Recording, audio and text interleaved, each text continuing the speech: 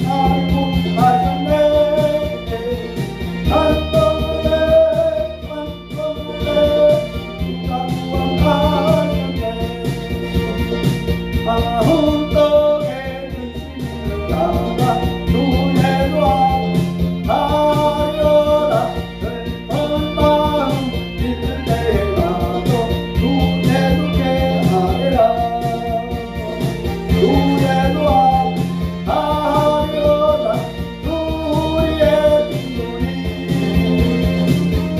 어디나 근심하지 말고 눈에도 깨하리라 눈물 나며 기뻐하는 그때 눈에도 하려라 눈이란 게 내게 있더라도 눈에도 깨하리라 눈에도 하려라 우리의 눈이 어디나 근심하지 말고 눈에도 깨하리라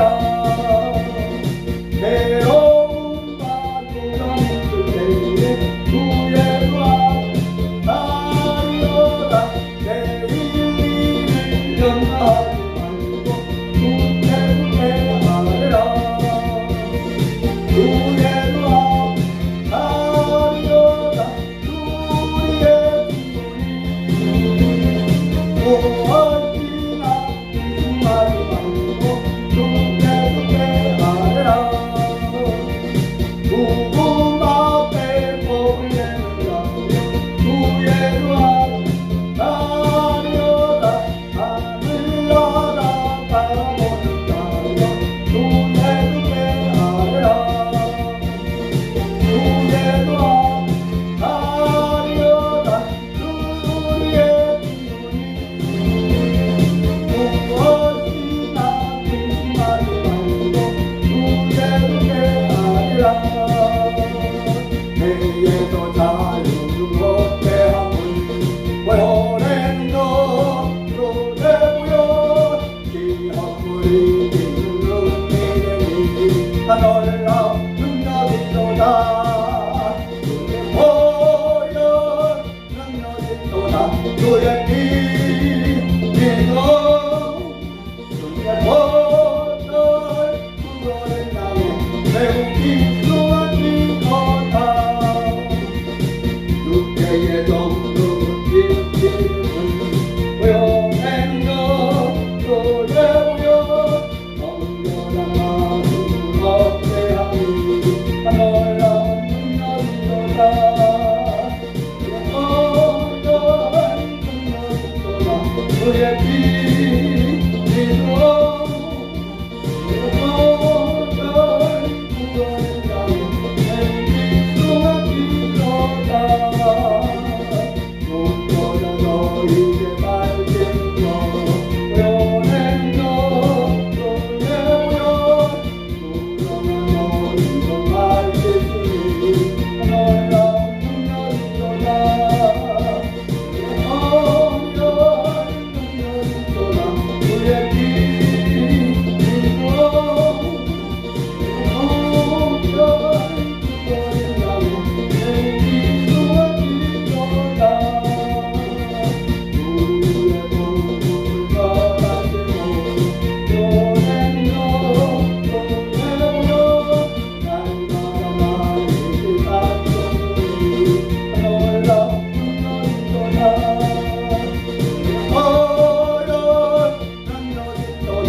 우리의 피 믿어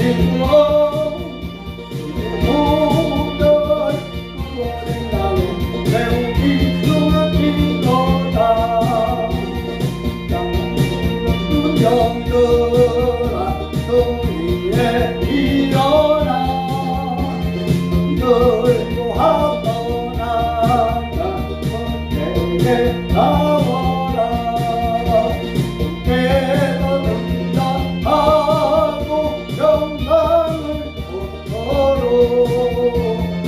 군대 거느리 하늘이 것이네 나가 군정들아 너희의 일어나 나팔 소리 듣고 나가 나오라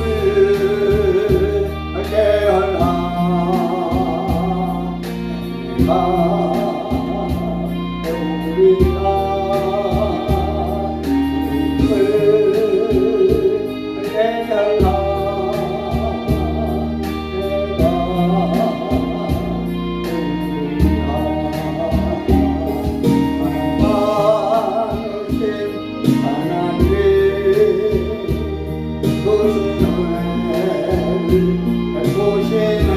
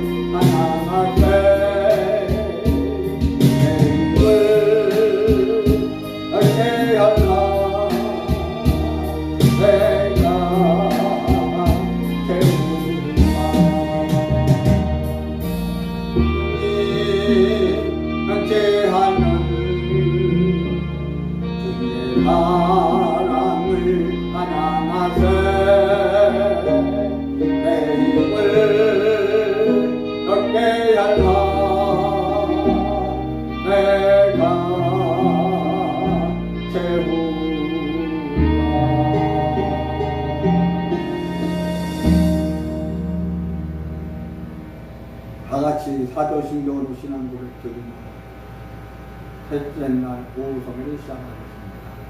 전능하사 천지를 만드신 하나님 아버지를 내가 믿사오니 그 외아들 우리 주 예수 그리스도를 믿사오니 이는 성령으로 잉태하사 공정로 만회를 하시고 본디오 빌라도에게 고난을 받으사 십자가에 못 박혀 죽으시고 장사한 지 4일 만에 죽은 자 가운데서 다시 살아나시니 하늘에 오르사 전능하신 하나님 편에 앉아 계시다가 저리로서 산자와 죽은 자를 심판하고 계시리라.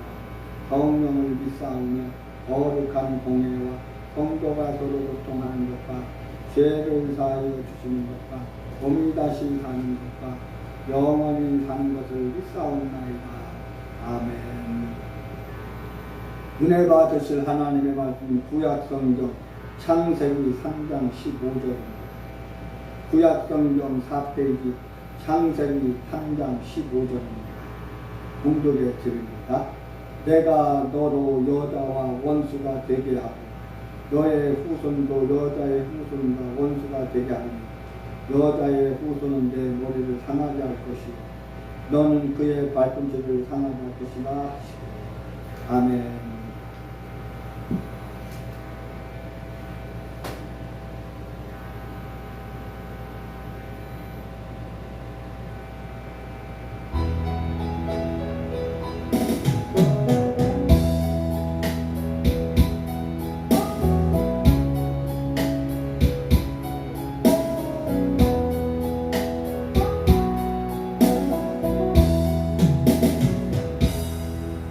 내가 눈인데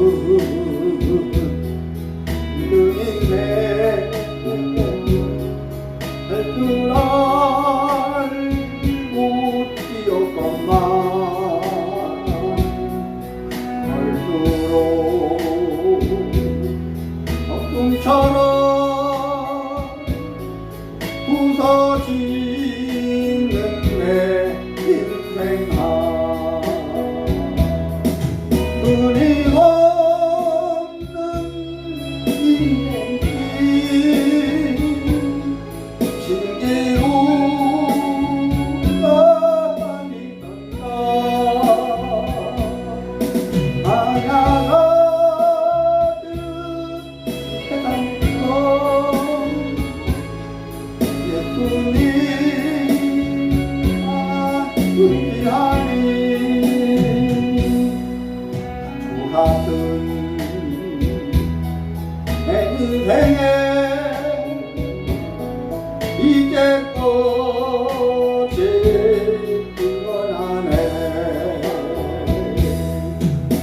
의미할고 눈이고 그 손 들고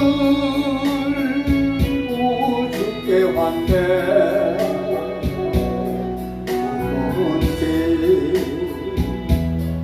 내려놓고 예수님 말하니 눈이 없는 인생길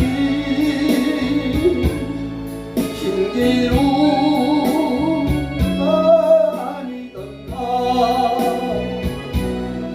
아냐가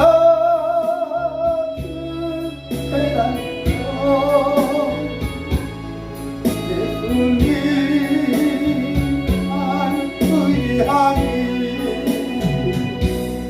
잡초 같은 내 인생에 이제껏 드러나네. 죽은 자를 알리시고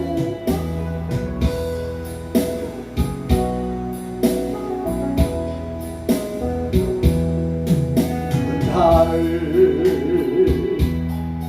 이시고 겪는 자를 붙이시며 가난한 자 복주시는 예수님께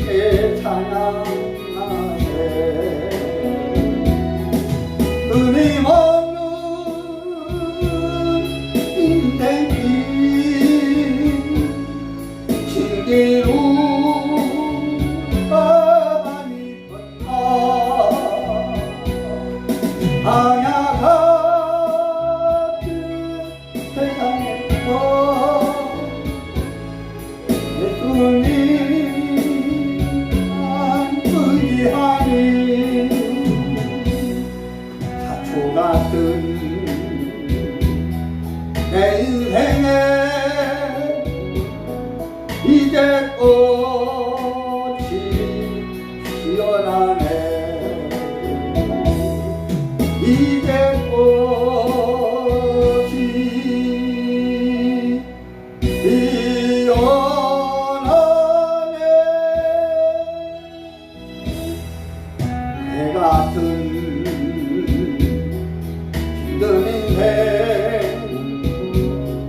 햇절한 꽃이었건만 그럴수록 거품처럼 부서지는 내 인생아 주님 없는 인생길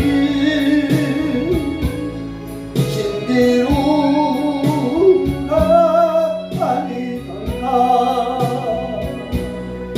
방야 같은 세상에서 예수님 안주시라니 사초 같은 내 인생에 이제 꽃이 피어나네 포기할 것 없는 이모 그 손 들고 죽게 왔네 무거운 짐 내려놓고 예수님만 의지하리 주님 없는 인생길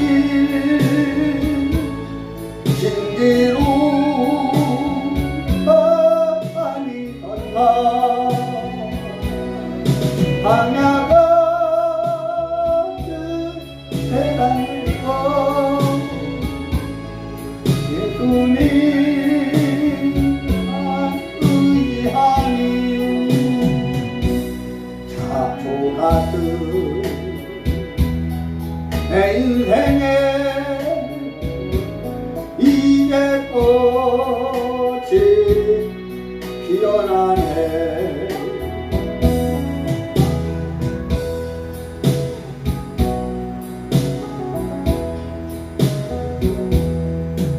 그 나를 살리시고 겪는 자를 고치시며 가난한 자 복주시는 예수님께 찬양하네 주님 없는 인생길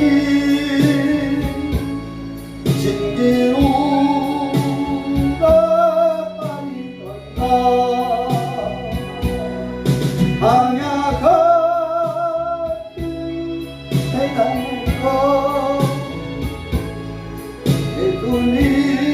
예수님만 의지하니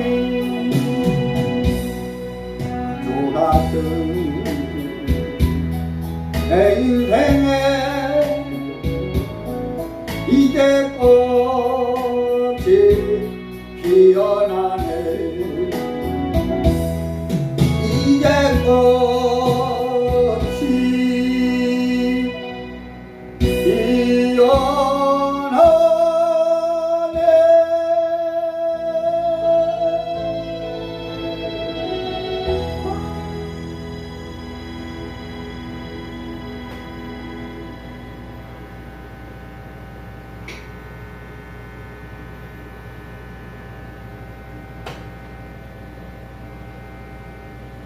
할렐루야.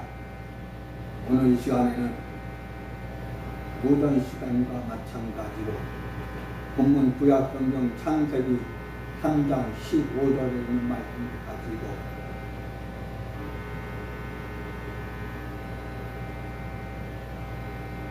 대한민국의 회복과 구속사적 회복과 대한민국의 사명과 축복이라는 제목으로 말씀의 은혜 받기를 원합니다. 오전 시간에는 구속사, 메시아 구속사 진행 그 서론적인 것을 말씀드렸는데 오늘은 그 본론으로 들어가서 말씀드리도록 하겠습니다. 성경이 말하는 천지 창조주의 하나님과 구속의 주님, 이 예수님의 구속사는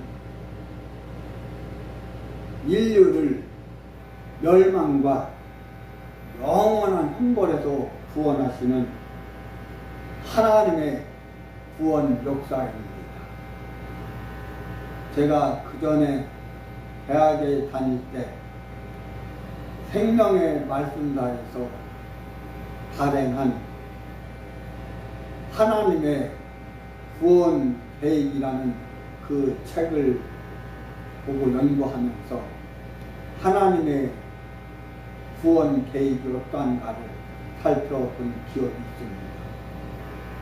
성경에는 수많은 말씀이 담겨 있지만 그것은 오직 한 가지 목적을 위해 기록되었습니다. 어떤 개신교 종파나 교회도 구속사에 대해 그 가르침을 소홀히 해서는 안 됩니다. 현재 이 나라는, 우리 한국 교회는 위기 속에 있습니다. 이 나라의 위기와 한국 교회의 위기는 하나님의 구속사를 통한 설교 대신에 인간의 추악하고 더러운 이야기를, 인간의 그 생각과 뜻과 이성과 도덕과 윤리와 철학으로 난도질을 당하고 있는 것이 현실입니다. 하나님의 특별한 계시로, 하나님의 특별한 은혜로 사람들에게 주어지는 모든 말씀은 그들 자신이나 어떤 노력이나 고행이나 수행 또 금욕으로 얻어지는 것이 아닙니다. 성경에 나오는 모든 복 있는 사람은 초리동 다윗이 시편 1편 1절로 6절에 복 있는 사람에 대해서 말씀하는데, 이 복 있는 사람들을 자신의 어떤 수행이나 노력 또 인간의 승리로 하나님의 복을 받는 사람들로 소개해서는 안 됩니다. 또한 그러한 사람들을 어떤 본보기로 삼는 본보기로 제시해서도 안 됩니다. 그런 일이 일어난다면 하나님께서는, 주님께서는, 예수님께서는, 성령께서는 아무것도 하실 수 없습니다. 성경의 진리를 오해한 사람들은 하나님의 온전한 은혜에 의지하지 않고 자신의 어떤 노력이나 고행이나 수행이나 그 선행의 결과에만 빠져들 것입니다. 그러한 설교를 듣는 많은 청중들은 자신의 특정한 어떤 액션 행위를 통해 하나님의 복을 받는 데 집중할 것입니다. 그들은 스스로를 어렵다고 믿습니다. 그런 인간적인 행위를 하는 것입니다. 성도들의 믿음을 파괴하는 데 있어서 이 설교보다 더 나쁜 메시지는 없을 것입니다. 설교자가 사람들이 인간의 노력으로 헌신할 수 있다고 주장하는 율법주의자들과 또 자유주의자들의 공격을 받을 것입니다. 지금 우리 한국 교회는 이런 것에 공격을 받고 있습니다. 이러한 공격들 때문에 무너져가고 있습니다. 교회가 무너지니까 나라도 무너지는 것입니다. 오늘 우리 한국교회 크고 작은 많은 교회들이 WCC, W에 빠져 호적되고 있습니다. 분명히 말씀드리지만 WCC, W에는 한국 교회를 무너뜨리는 음녀 세력, 배교하는 세력, 배도하는 세력입니다. 아가서에 말씀한 대로 포도원을 하는 작은 여우들입니다. 우리 한국 교회를 하는 작은 여우들입니다. 우리가 자신의 어떤 노력이나 행위나 노력으로 하나님의 은혜를 얻을 수 있다고 생각할 때, 이렇게 행세할 때 우리의 믿음의 뿌리는 흔들리게 됩니다. 결국 그것은 우리 자신의 능력을 높이거나 자신을 높임으로써 하나님의 사랑과 축복을 더욱 받을 수 있다는 것을 의미합니다. 하지만 이는 기독교의 가르침이 아닙니다. 그런 설교를 하는 사람들에게는 특징이 있습니다.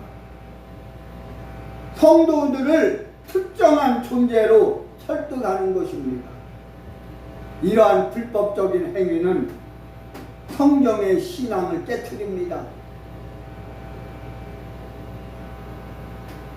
성경 속에 나오는 특정한 인물처럼 되라는 이 메시지는, 설교는 성도들로 하여금 성경 본문에 나타나는 연약하고 많은 결점을 가진 특정 인물을 주목하게 합니다.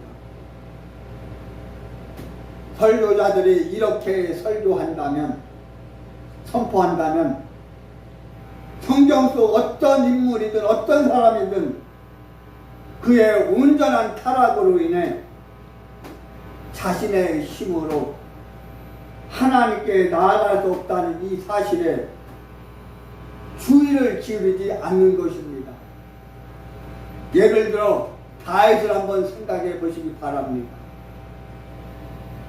우리가 다윗에게 우리는 당신을 본받기를 바랍니다 이렇게 말하면 그는 즉시 우리의 제안을 거부할 것입니다. 성경 속에 어떤 인물이 좋은 본을 보였다면 그는 자신의 능력 때문이 아니라 하나님의 은혜로 그렇게 한 것입니다. 사도 바울은 고린도 교회 성도들에게 권면합니다. 내가 그리스도를 본받는 것처럼 너희도 나를 본받으라 이렇게 말했습니다. 그는 자신이 사도 중에 가장 지극히 작은 자이며 하나님의 교회를 박해했기 때문에, 핍박했기 때문에 사도라고 불릴 자격조차 없다고 말했습니다. 그래서 사도 바울은 이렇게 고백했습니다. 고린도전서 15장 10절에 내가 나린 것은 하나님의 은혜로 된 것이니 내게 주신 그의 은혜가 헛되지 아니하여 내가 모든 사도보다 더 많이 수고하였으나 내가 아니요 오직 나와 함께 하신 하나님의 은혜로다 이렇게 고백합니다.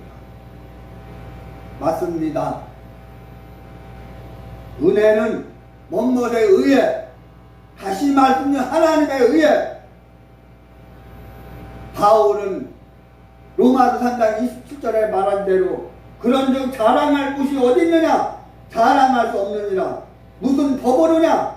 행위로냐? 오직 믿음의 법으로라 이렇게 선포했습니다. 설교자들이 사람들에게 성경의 인물들을 본받으라고 권할 때 그들은 하나님께서 그 인물들을 통해 행하신 일들에 대해 말해야 합니다. 그렇지 않으면 신자들은, 성도들은 영적인 변화를 포기하고 그 필성조차 부인하게 될 것입니다. 성경은 하나님의 행하신 일들에 대해 기록한 책입니다. 그리고 하나님께서 행하시는 일들의 핵심은 모든 사람에게 은혜와 은총을 베푸시는 것입니다. 그러나 누군가 사람의 어떤 행위가 하나님의 은혜를 받는데 효과적이었다고 말한다면 그것은 하나님의 행하심과 상반됩니다. 많은 성도들을 영적 훈련을 통해 하나님께 인정받을 수 있다고 생각합니다. 사람들은 기도나 성경 읽기를 소홀히 할 때 스스로 가치 없는 존재로 느끼게 됩니다. 왜냐하면 인간의 사람의 본성은 종교적 훈련을 통해 자신의 의로움에 집착하기 때문입니다. 그러나 우리는 영적 훈련을 이수해야 하기 때문에 하나님의 진노를 피할 수도 없고 하나님의 은혜를 보장받을 수도 없습니다.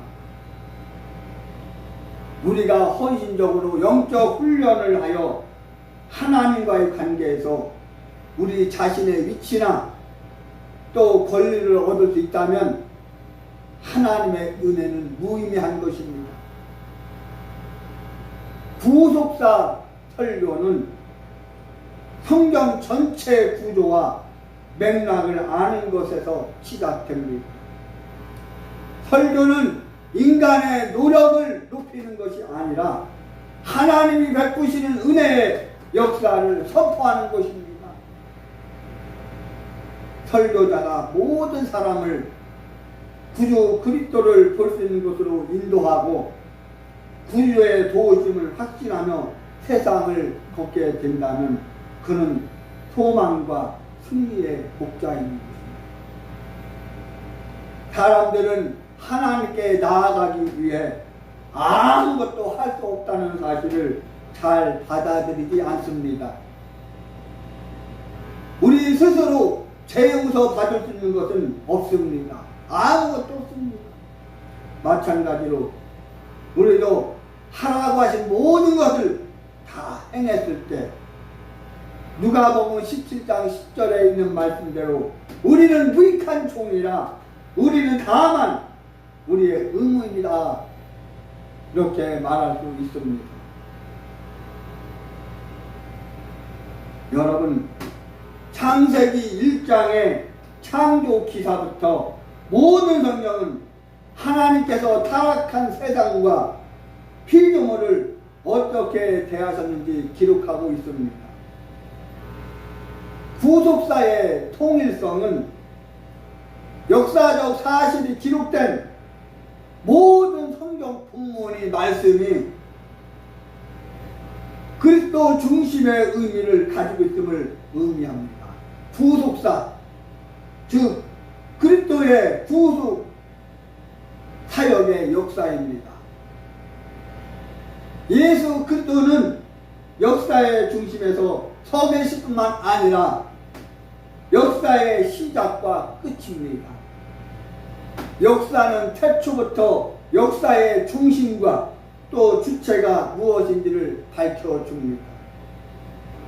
창세기 3장 15절 오늘 본문 말씀으로부터 이어지는 모든 사건들은, 모든 이벤트는 세상의 지배자인 사단과 마귀와 귀신과 공중의 권세 잡은 자들과 세상에 오실 예수 그리스도의 전쟁이라는 관점에서 보아야 할 것입니다.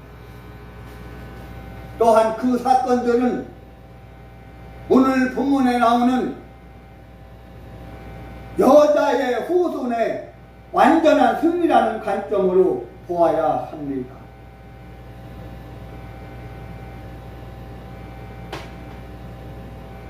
이러한 관점에서 볼 때 역사에서 예외적인 사람은 없으며 이 격렬한 전쟁과 투쟁에서 전투에서 관련이 없는 사람도 없습니다.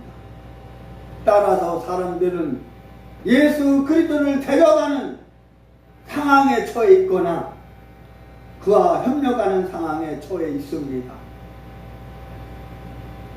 예수 그리스도의 중심에 초점을 맞추기 위해 성경 전체를 관통하는 메시아 구속사의 진행, 순례자의 길 진행에서 과정에서 현재 성경 본문이 특정한 위치와 기능을 가지고 있다는 것을 그려보는 것이 효과적일 것입니다.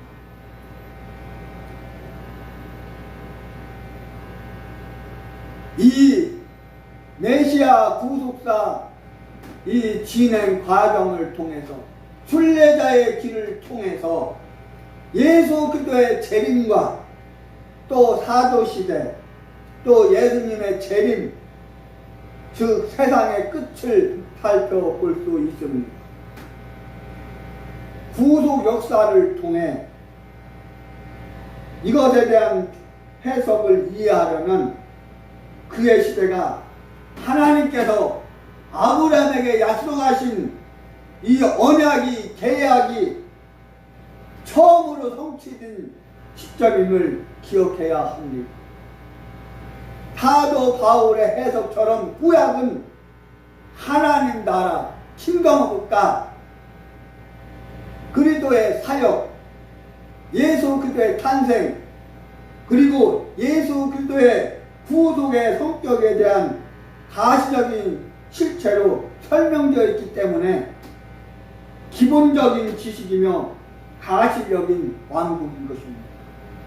따라서 아브라함과 맺으신 이 하나님의 언약 계약은 구약의 방식, 즉 가시적인 실체로서 성취되어야 합니다. 하나님께서 아브라함과 언약을 맺으셨을 당시 가나안 땅은 주인 없는 빈 땅이 아니었습니다. 가나안 7지파는 이미 조상 대대로 그 땅에 정착하여 거주하고 있었습니다. 바로 그때 하나님은 아브라함에게 땅을 주시겠다고 약속했습니다. 두 번째 언약의 내용은 하나님이 아브라함과 그의 자손과 영원히 함께 하시겠다는 것이었습니다. 세 번째 언약은 땅과 그의 자손에 관한 것이었습니다. 당시 아브라함은 단 하나의 자손만을 두지 않았습니다. 그러나 그 언약의 계약의 내용에 따라 하나님은 그에게 셀 수 없이 많은 자손을 약속하셨습니다.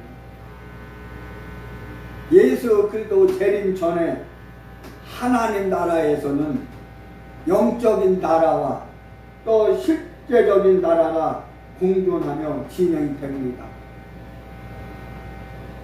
참 하나님의 나라의 완성은 요한계시록에 근거한 영적인 나라가 될 것이지만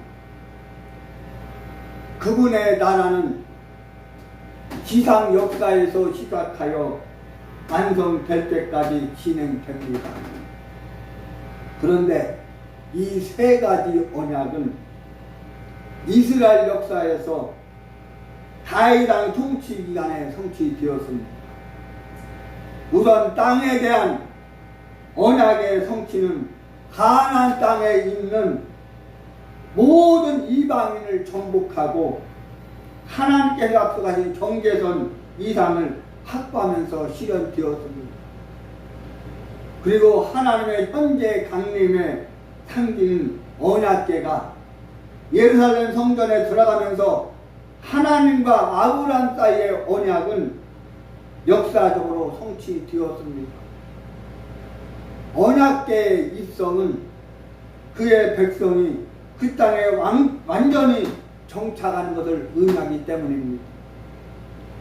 후손에 대한 세 번째 언약은 인류 증가를 통한 성취되었습니다. 하나님은 아브라함에게 그의 자손을 셀 수 없이 많게 하겠다고 약속했습니다. 이제 그 이후 하나님 언약의 첫 번째 성취가 성취되었고, 하나님의 계시의 대상은 모형에서 실제적인 것으로 옮겨가겠음을 우리는 이해할 수 있습니다. 과거의 하나님은 낮에는 구름 기둥으로 밤에는 불 기둥을 통해 그들이 나아갈 길과 방향을 보여주셨습니다. 하지만 하나님께서 아브라함에게 약속하신 이 언약의 첫 번째 성취 이후 하나님께서 그들의 다음 진로와 또 시간을 인도할 수 있는 유일한 방법은 선지자의 입을 통해서였습니다. 하나님은 그들에게 메시아의 초림뿐만 아니라 하나님의 온전한 왕국을 보게 하셨습니다. 선지자 에스겔을 통해서, 다니엘을 통해서 이사야는 말할 것도 없고 거의 모든 선지자들이 매력적인 새 왕국을 바라보고 있었습니다. 성경은 말합니다. 너희 중에 누가 헛되이 이분을 닦겠느냐?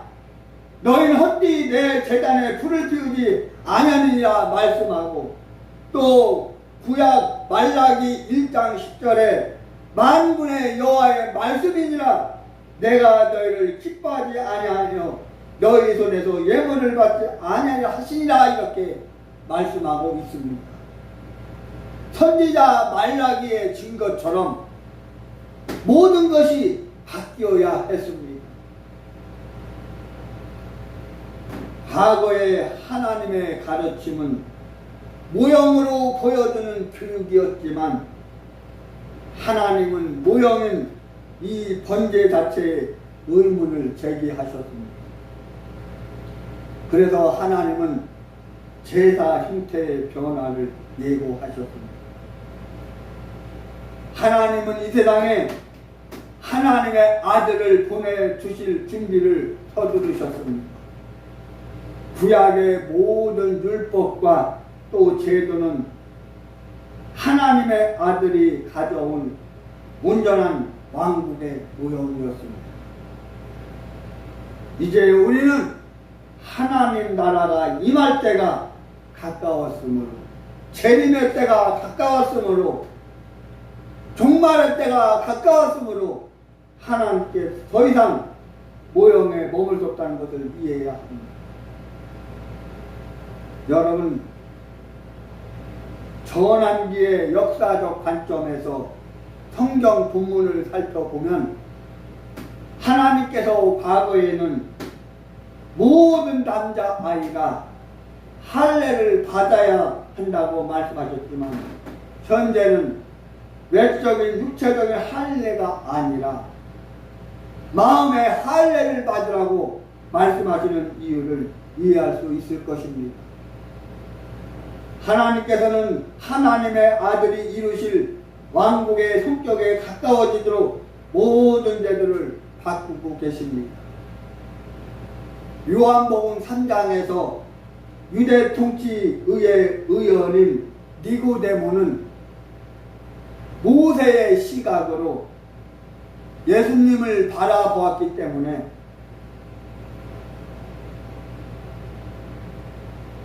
예수님을 이 시대에 오실 하나님으로 볼 수 없었습니다.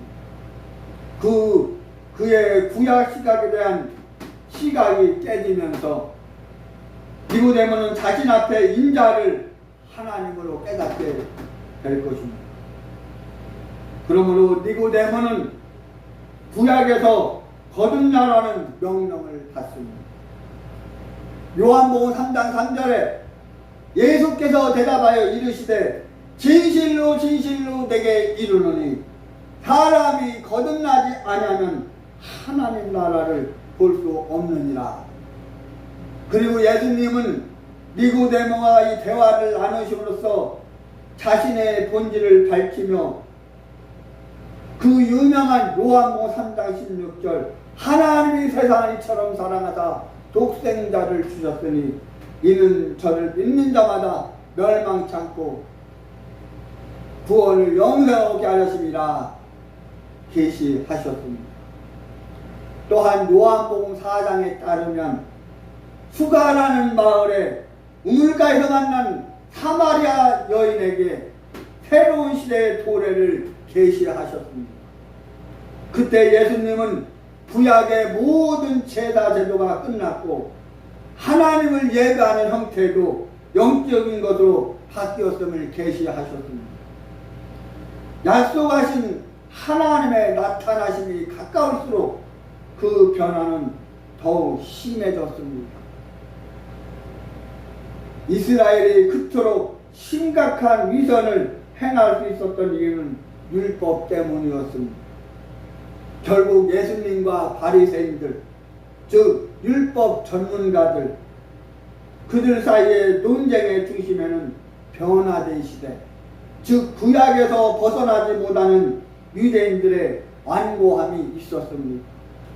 그래서 구속사의 진행 과정을 알지 못하는 것이었습니다. 그들은 율법이 영원히 변치 않을 가치가 있다고 인식했고 메시아께서 이 땅에 오시더라도 율법을 강화하실 것이라고 이해했습니다. 그래서 그들은 율법의 부족함을 채우기 위해 장로들의 전통을 만들었습니다. 그들은 율법의 기한 사용을 오해했습니다. 율법은 지킴으로써 온전해지는 기능이 아니라 사도 바울의 가르침처럼 자신의 죄를 깨닫게 하는 것이었습니다. 만약 우리가 율법을 통해 죄와 속박에서 우리 자신을 구원하고 자유롭게 하실 메시아의 필요성을 깨닫지 못한다면 율법은 아무 소용이 없을 것입니다. 이스라엘의 죄는 율법의 요구에 따라 행위를 통해 하나님과의 온전한 관계로 나아갈 수 있다는 것을 오해한 것이었습니다. 그렇다면 하나님은 왜 하나님의 백성에게 위선을 가능하게 하는 그러한 율법을 주셨을까요? 하나님은 그들의 죄 때문에 어리석고 완고해진 그들 스스로 죄를 깨닫게 하기 위해 그들의 영적 수준에 맞는 율법을 기한 내 선물로 주셨습니다. 그렇다면 이스라엘의 멸망은 율법을 지키다는 결과라고 생각해야 합니다. 그들이 율법을 실행하고 건전한 제사를 제정한다면 고대 다윗 시대의 영광을 다시 나타낼 수 있을까요? 그렇지 않습니다. 그들의 죄는 선지자 시대에만 있었던 것이 아닙니다. 성경의 전체 역사는 대대로 인간의 죄와 범죄와 타락으로 가득 차 있습니다. 그리고 사람들의 죄가 선지자 시대에만 컸기 때문에 모든 선지자들이 자신의 죄에 대해 그토록 통곡했을까요? 그러한 질문에 대한 어디는 그 과정을 알아야 합니다. 또한 오늘 저와 여러분들이 이 구속사를 알려면 무엇을 알아야 합니까? 오늘 그것을 또한 말씀드리고 말씀을 마치겠습니다.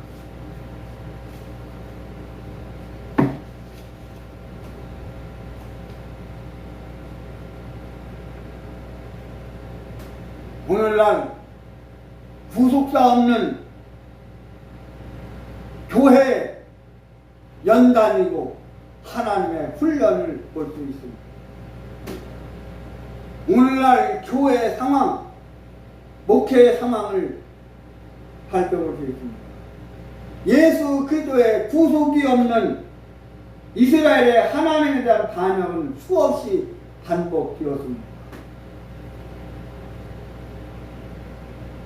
사사기 2장 10절에 보면 그리고 그 세대는 모두 그들의 조상에게로 돌아갔습니다. 그리고 그들 뒤에 일어난 다른 세대는 여호와를 알지 못했고 아직 여호와께서 이스라엘에 행하신 일들을 알지 못했습니다. 이렇게 말하고 있습니다.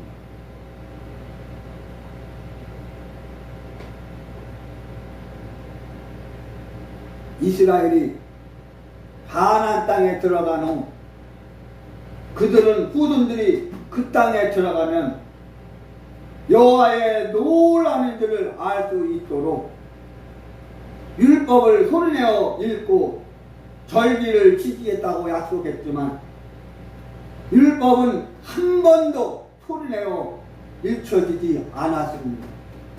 그렇다면 누가 율법을 선포합니까? 레위 사람들, 즉 지도자들이 그렇게 해야 합니다. 이것은 율법 선포가 없는 사사시대를 두 번째 암흑기라고 부르는 이유입니다. 그들은 역사는 반복된다고 말했습니다. 오늘날에도 하나님의 구원 역사가 메시아 구속사 진행이 순례자의 길이 바로 사람들에게 들리는지 묻고 싶습니다. 믿는 사람들은 정말로 하나님의 나라를 알고 있습니다. 믿고 있습니까? 믿는 사람들은 설교자들이 지금 알지 못하는 이 구원 역사를 알지 못합니다. 어떤 성인들이 그것을 이단이라고 말할 수 있습니다. 경험에 따르면 메시아 구속사에 대해 이야기할 때 구속사를 모르는 사람이 있다면 묻지 않아도 타락하는 것은 당연한 것입니다. 교회의 타락은 말할 것 없이 이 강단의 책임입니다. 목회자의 책임입니다. 그렇다면 교회가 타락을 말할 때, 교회의 타락을 말할 때 하나님의 온전한 구속의 말씀이 전달된 후 다른 말씀으로 변절된 타락의 상황이라면 오늘날 한국 교회는 스스로 한번 되돌아봐야 할 것입니다. 목회자가 구속사를 아는 것이 당연합니다. 목회자가 되었다면 마땅히 구속사를 알아야 합니다. 그리고 구속사를 이야기해야 합니다. 전해야 합니다.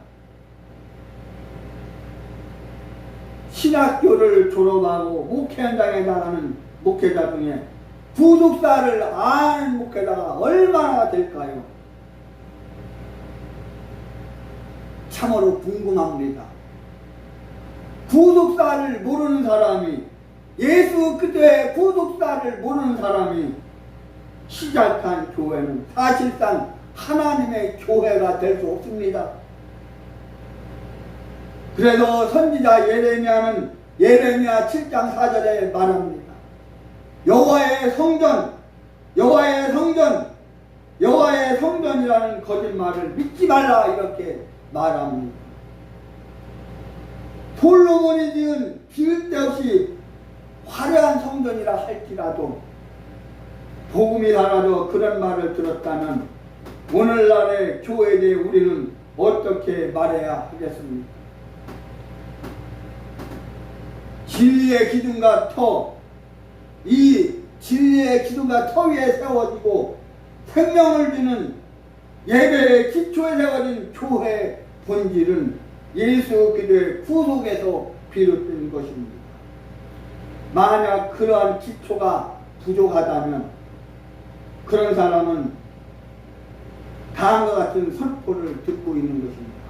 갈라디아 5장 4절에 율법 안에서 의롭다심을 얻은 너희는 그들에게서 더 이상 효력을 얻지 못하고 은혜로서 떨어진 자다 이렇게 말합니다. 선지자 이사야는 메시아 언약을 기억하지 않고 드리는 제사는 우상 숭배와 다르지 않다고 이사야 66장 3절에 확언합니다.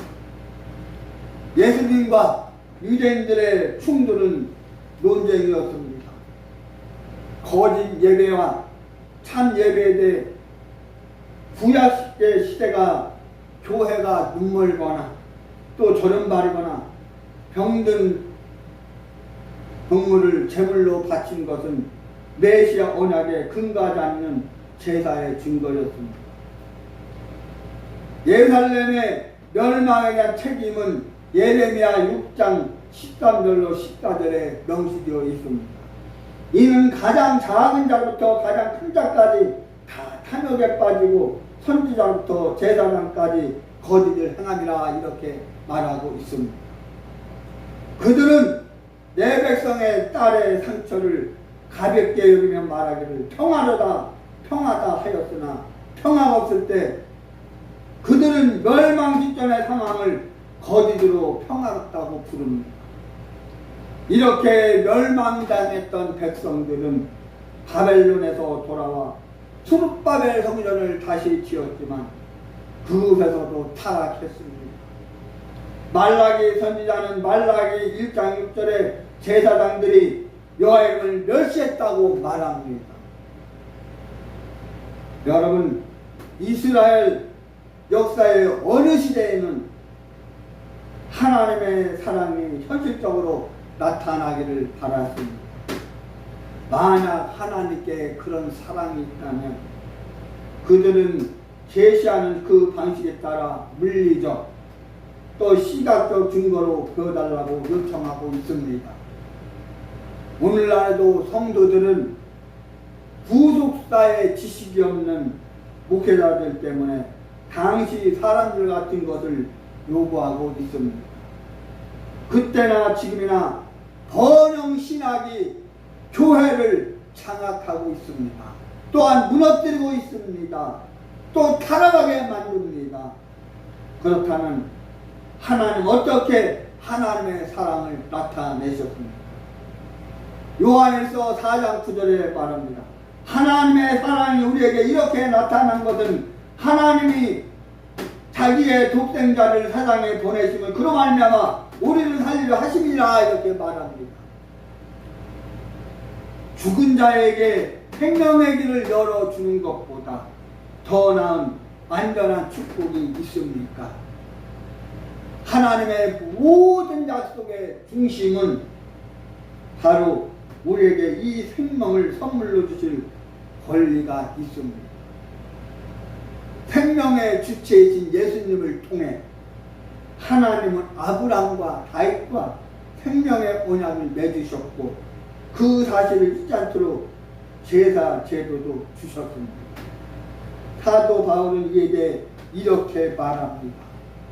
로마서 5장 8절에 우리가 아직 죄인 되었을 때 그리스도께서 우리를 위하여 죽으심으로 하나님께서 우리에게 대한 자기의 사랑을 확증하셨느니라 이렇게 말하고 있습니다. 그래도 우리는 이와 같은 하나님의 칭찬과 또 결정적인 증거 이후의 시대에 살고 있습니다. 이스라엘은 목축업을 하는 백성이었습니다. 그들은 많은 양떼를 가지고 있었고 하나님은 그들의 양떼 가운데 주님께 제사를 쓰는 합당한 수컷이 있다는 것을 알고 계셨습니다.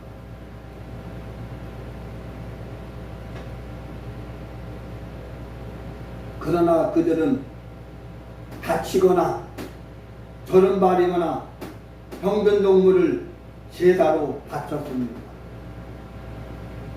그들은 고의로 사용하지 않는 동물을 하나님께 바쳤기 때문에 제사 동물이 흠없고 순결한 하나님의 아들 그리스도를 상징한다는 것을 알 수 없었을 것입니다.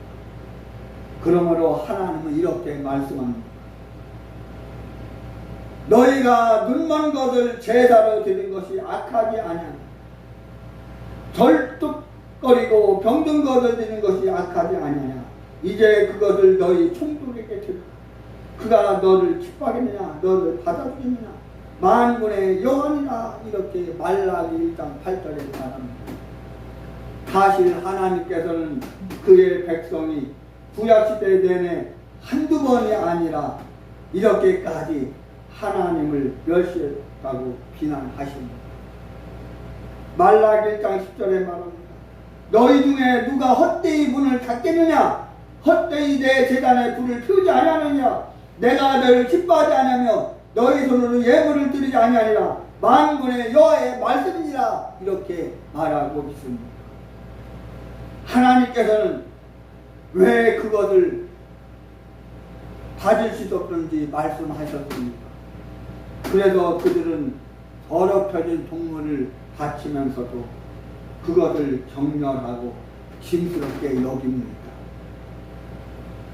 그토록 멸시받으셨던 하나님께서는 양떼중 수컷에 그토록 후회됐다면 그것을 멈춰하고 말씀하시고 내 외아들을, 내 아들을 나와 함께 너에게 주겠다고 하나님이 말씀한 것입니다. 그래도 요한복음 3장 16절에 하나님이 세상처럼 사랑하사 독생자를 주셨으니 이는 저를 믿는 자마다 멸망치 않고 영생을 얻게 하려 하심이라 말씀하고, 또 요한복음 1장 29절에 보라 세상 죄를 지고 가는 하나님의 어린 양이로다. 이렇게 말합니다. 그의 독생자를 구속의 제물로 내려주신 것은 구약의 말라기와 또 신약의 요한을 연결하는 지점인 것입니다. 여러 면에서 구약시대, 즉 그리스도 탄생 이전 시대는 복음의 모형, 그림자, 언약, 예언, 그리고 전조를 통해 간접적으로 빛을 받는 가만과 같았습니다.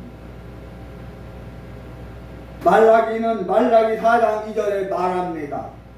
내 이름을 경외하는 너에게는 의로운 해가 떠올라서 치료하는 광선을 말하리니 너희가 나가서 외양간 나온 통아지같이 뛰리라. 이렇게 말씀합니다. 그리고 요한은 의로운 해가, 태양이 바로 예수 그리스도이고 그분이 낮에처럼 이 세상에 오셨다고 증거합니다.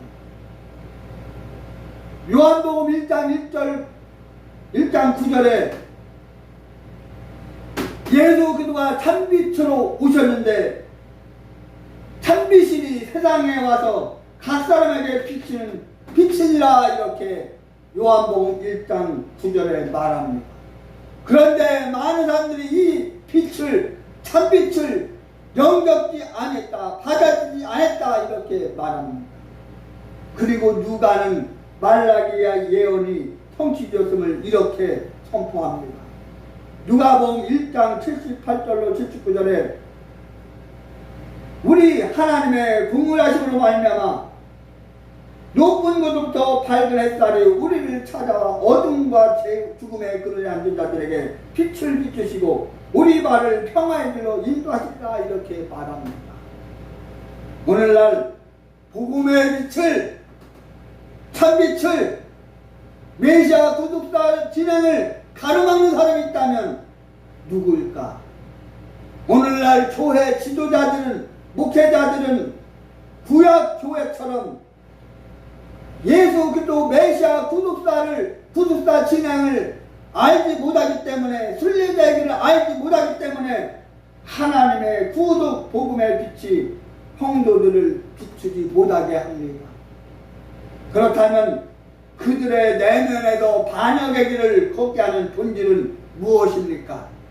사도 바울은 고린도서 4장 4절에서 그 본질을 폭로하고 있습니다. 그것은 바로 이 세상 신이 믿지 않는 자들의 마음을 혼미하게 하여 하나님의 형상이신 그리스도의 영광스러운 복음의 광채가 비치지 못하게 함이니. 이렇게 말합니다. 우리는 왜 복음을 모릅니까? 왜 메시아 구속사를 모릅니까? 구속사 진행을 모릅니까? 순례자의 길을 모릅니까? 여러분, 우리가 기도하고 성경을 읽듯이 읽고 섬기듯이 섬기고 있습니다. 그들은 자신의 잘못을 알지 못하고 있습니다. 이제 이 말씀을 드리고 말씀을 마치겠습니다. 오늘날 우리 교회 현실은 복음 진리 없는 교회로 연단을 받고 있습니다. 고난을 받고 있습니다. 변질되고 있습니다. 타락해 가고 있습니다. 사복음서 기자들은 자신들이 만난 예수님이 누구이며 우리를 왜 무엇을 하셨는지 정하는 것을 기록의 목표로 삼습니다. 다시 말해 사복음서는 모두 위에서 말씀드린 것처럼 두 부분으로 구성되어 있습니다. 따라서 각 복음서는 예수님의 탄생과 마귀에게 유혹받으신 내용과 세례받으신 내용과 성령 강림과 온갖 기적을 행하심과 또 하나님 나라의 가르침과 또 성전 정화의 신비를 가여 마태복음 16장 말씀처럼 너희는 나를 누구라 하냐는 질문에 답했습니다.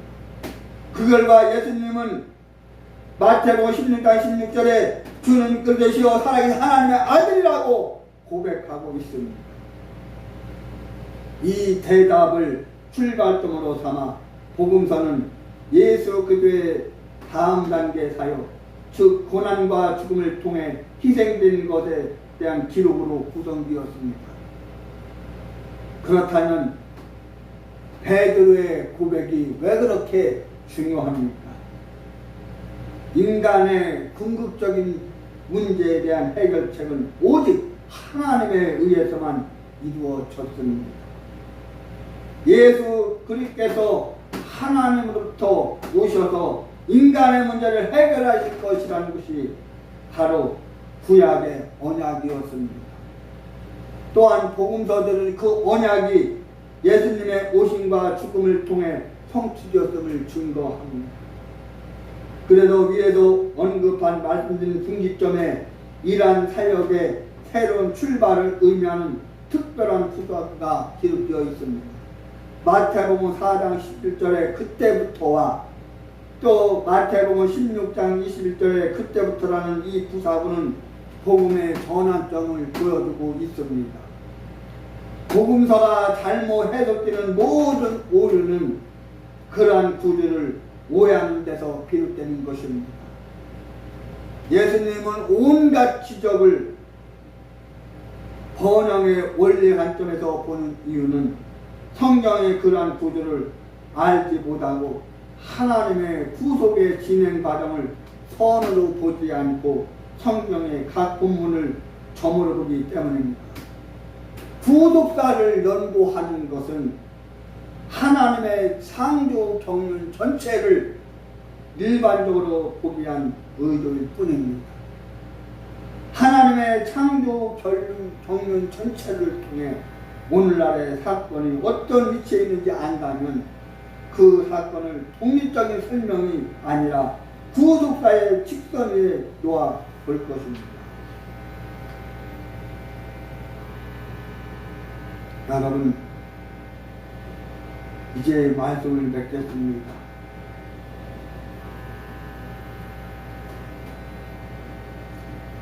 하나님께서 기뻐하시는 성경 해석은 하나님이 기록하신 그 뜻에 따라 설명하는 것입니다. 그런데 설교자가 우리도 할 수 있고 여러분도 성경 말씀을 인용하여 치유할 수 있다는 말씀으로 직선적으로 적용한다면 요한복음의 14장 10절에 말씀한 대로 내가 진실로 너에게 이르노니 나를 믿는 자는 내가 하는 일을 할 것이요 또한 이보다 더 큰 일 하리니 이는 내가 아버지께 함이라 이렇게 말씀하신 것처럼 믿는 사람들은 예수님이 누구인지 알지 못할 것입니다. 만약 설교자가 자신도 기적을 행할 수 있다고 말한다면 예수님이 누구인지 드러내기 위해 행하신 표적들은 예수님도 예수처럼 하나님이시며 그리스도로 인정받고 싶어하신 것을 의미합니다. 만약 그가 예수님의 기적을 단지 굶주리고 병들고 고통받는 사람들의 필요와 욕망을 해결하기 위한 수단과 방법만 설명한다면 예수님은 모든 사람의 구원자일 수가 없고 또 복음을 전하는 자도 될 수 없습니다. 여러분, 오늘 이 메시아 구속사를 다루어요. 오늘 무섭게 변해가고 변질되어가고 사라져가고 법치가 무너진 이 나라의 현실 속에서 한국교회가 무너지고 이렇게 엉망진창으로 되어가는 이 현실에 오늘 이 구속사를 다루고 이 강단에서 예수님의 그 구속사역의 그 진리를 구속사를 전하면서 우리 대한민국이 다시 회복되고 오늘 우리 한국교회가 이 귀한 사명을 감당하시기를 예수님으로 축원합니다. 하나님 감사합니다. 오늘 이 오후성에도 하나님께서 귀한 말씀으로 구속사 진행 말씀의 은혜를 허락하여 주시니 감사합니다. 오늘 창세기 3장 15절과 에베소 1장 7절 말씀을 통해서 깨닫는 은혜와 지혜를 허락하여 주옵소서. 축복해 주옵소서. 예수 기도 이름으로 간절히 기도하옵니다. 아멘. 찬양 드리며 준비하신 명을 하나님 앞에 드립니다.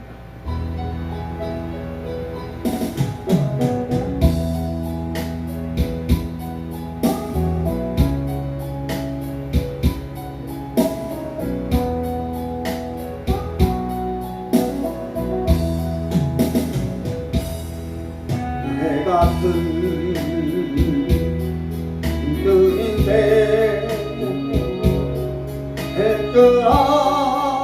했더라고 뛰어갔다. 그럴수록 거품처럼 부서지는 내 인생아 눈이 없는 인생이 신기루 아니던가 한나같은 세상에서 예수님만 위하니 사초같은 내 인생에 이제 꽃이 피어나네. 의미할 곳 눈이 있고 그 손들 오쉽게 왔네. 무거운지 내려놓고 예수님만 의지하리. 눈이 없는 인생길 신기루 아니던가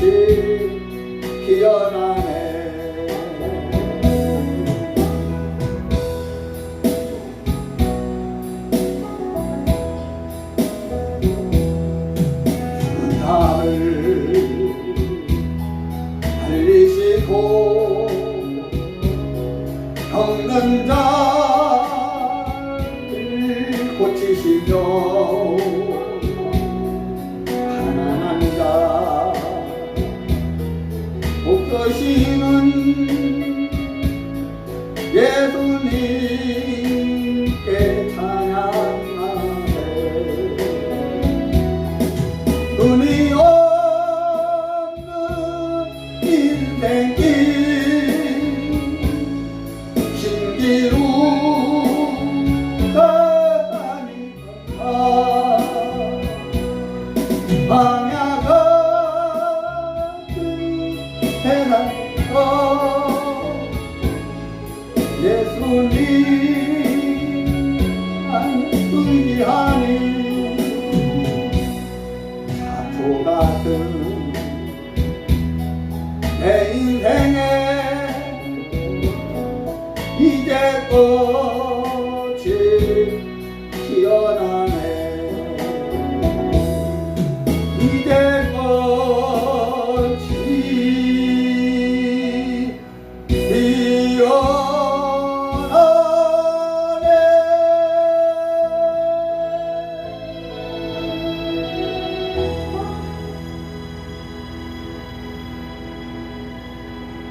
드린 제물에서 기도합니다. 성령 충만한 성에 대해서 제가 기도합니다. 하나님 아버지 감사합니다. 오늘 오후성에도 주님 저를 인도하여 주셔서 말씀의 은혜를 허락하여 주시고 축복하여 주님 감사합니다. 오늘도 하나님 앞에 예물 드리겠습니다. 하나님이 축복하여 주옵소서. 사역 가운데 함께하여 주옵소서. 주님께서 축복해 주님 믿습니다.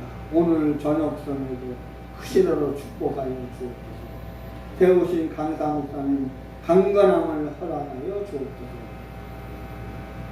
오는 과정 가운데도 하나님이 안전하게 지켜주시고 인도하여 주옵소서. 축복해 주심을 감사하며 예수님의 이름으로 간절히 축복하며 기도합니다. 아멘. 지금은 부활이요 생명이신 우리 주 예수 그리스도의 은혜가 하나님 아버지의 영원하신 사랑입니다. 의사와 성령님의 감동, 감화, 내주 역사님도 충만 독점하십니다. 오늘 성에 참석하여 큰 은혜 받고 승리하게 하는 수련장 쪽으로 성기들이 되고 유튜브에도 올라내리는 중에 모든 성도들이 내주 나라님들이 이제부터 영원토록 함께 있어주시옵소서. 아멘.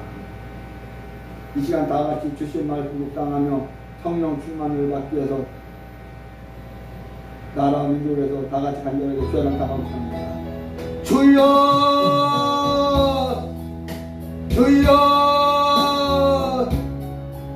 주여. 오 할렐루야 할렐루야. 오 할렐루야 할렐루야. 오 주님 감사합니다. 주님 감사합니다. 주님 도와주시고 아버지 하나님 인도하여 주옵소서. 주님 축복하여 주옵소서. 하나님 은혜 베풀어 주옵소서. 성령 하나님 도와주시고 인도하여 주시고 역사하여 주시기를 원합니다. 주님 도와주옵소서. 성령의 충만을 허락하여 주옵소서. 성령의 불을 허락하여 주옵소서. 하나님 나라 민족을 불쌍히 여겨 주옵소서. 승리를 여겨 주옵소서. 축복하여 주옵소서. 주여 아버지 하나님 도와주시고 인도하여 주옵소서. 주님 도와주옵소서.